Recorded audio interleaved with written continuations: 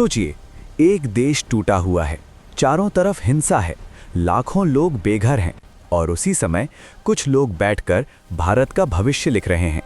यही है कहानी भारतीय संविधान की। 1947 भारत आज़ाद हुआ, लेकिन आज़ादी के साथ एक सवाल पैदा हुआ, भारत चलेगा कैसे? ये सवाल सिर्फ सरकार का नहीं था, ये सवाल था एक टूटे हुए, विविध और विशाल राष्ट्र का। देश विभाजन की आग से गुजर रहा था, लाखों लोग विस्थापित थे और उसी समय संविधान सभा का जन्म हुआ।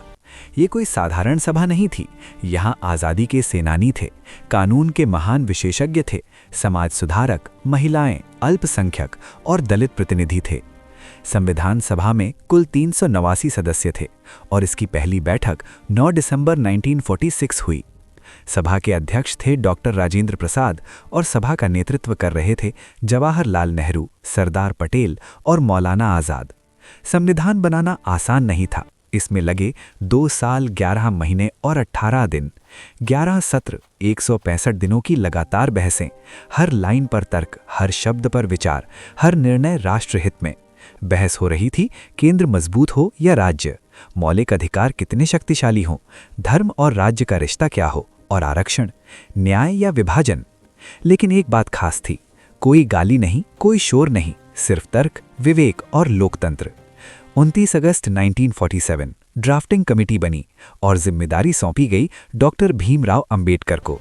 उन्होंने संविधान को कानूनी ताकत दी, सामाजिक न्याय को केंद्र में रखा और कहा, संविधान कितना भी अच्छा हो, अगर उसे चलाने वाले अच्छे नहीं होंगे तो वो विफल हो जाएगा।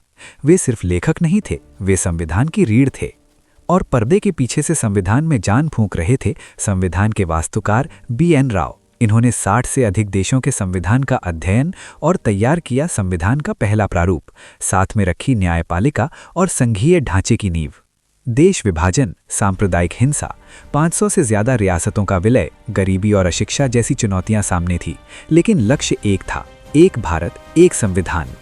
26 नवंबर 1949 संविधान अंगीकृत हुआ और 26 जनवरी 1950 भारत बना sovereign, socialist, secular, democratic Republic, क्योंकि इसी दिन 1930 में पूर्ण स्वराज की घोषणा हुई थी।